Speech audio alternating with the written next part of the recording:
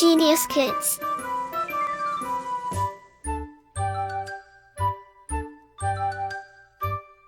Cultivating love for learning.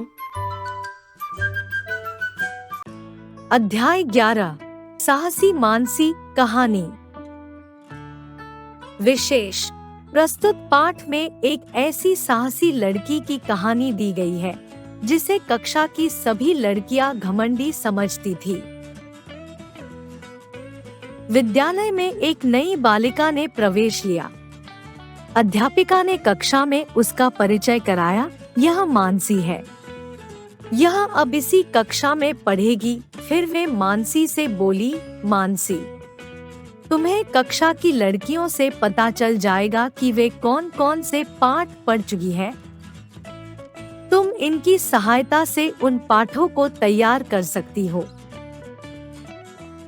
Mansi सुंदर थी, लेकिन वह चुप चुप सी रहती थी। उसकी कक्षा की लड़कियां उससे मित्रता करना चाहती थी, परंतु वह उनसे दूर दूर ही रहती थी। लड़कियों को लगा कि मानसी बहुत घमंडी है, अतः उन्होंने उसकी ओर ध्यान देना छोड़ दिया। एक दिन विद्यालय में बच्चों को पिकनिक पर ले जाने का निश्चय किया गया। अन्य लड़कियों ने सोचा कि मानसी पिकनिक पर नहीं जाएगी, परंतु पिकनिक के दिन मानसी ही सबसे पहले विद्यालय के द्वार पर खड़ी थी। सभी लड़कियां और अध्यापिकाएं बस में बैठकर पिकनिक स्थल पर पहुंच गई। पिकनिक का स्थान एक झील को चुना गया। झील के आसपास का वातावरण बहुत आकर्षक था।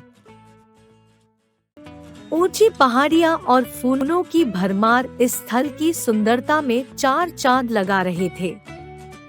एक अच्छा स्थान देखकर अध्यापिकाओं ने दरिया बिछवा दी। कुछ लड़कियां वहां बैठकर हंसी मजाक करने लगी और कुछ घूमने निकल गई। मानसी आज भी अपनी सहपाठियों से अलग अकेली घूम रही थी। वह फूल के एक पौधे के पास बैठ गई। अचानक धप्प की आवाज हुई और एक चीख गूंज उठी। मानसी उठकर तेजी से आवाज की दिशा में दौड़ी। झील के किनारे उसे एक लाल कपड़ा दिखाई दिया। वह उधर ही दौड़ी। झील के पास पहुंचते ही उसे बचाओ बचाओ की आवाज सुनाई दी। उसने देखा कि उसकी कक्षा की एक लड़की गीता झील में गिर गई है। झील में उस स्थान पर पानी कम और कीचड़ अधिक था। वह स्थान दलदल बना हुआ था। वहां पहुंचकर मानसी ने गीता से कहा, गीता, घबराओ मत, मैं अभी किसी और को बुला लाती हूँ। परंतु गीता हाथ पांव पटक रही थी। मानसी ने एक क्षण सोचा। उसने अपने थैले से चाकू निकाला और पास की बेल को काटने लगी। मानसी उस कटी बेल को गीता की ओर फेंककर चिल्लाई, इसे दोनों हाथों से कसकर पकड़ लो, गीता। गीता ने बेल पकड़ ली। मानसी उसे अपनी ओर खींचने लगी। इस काम में मानसी के हाथ जगह जगह से कटने लगे थे।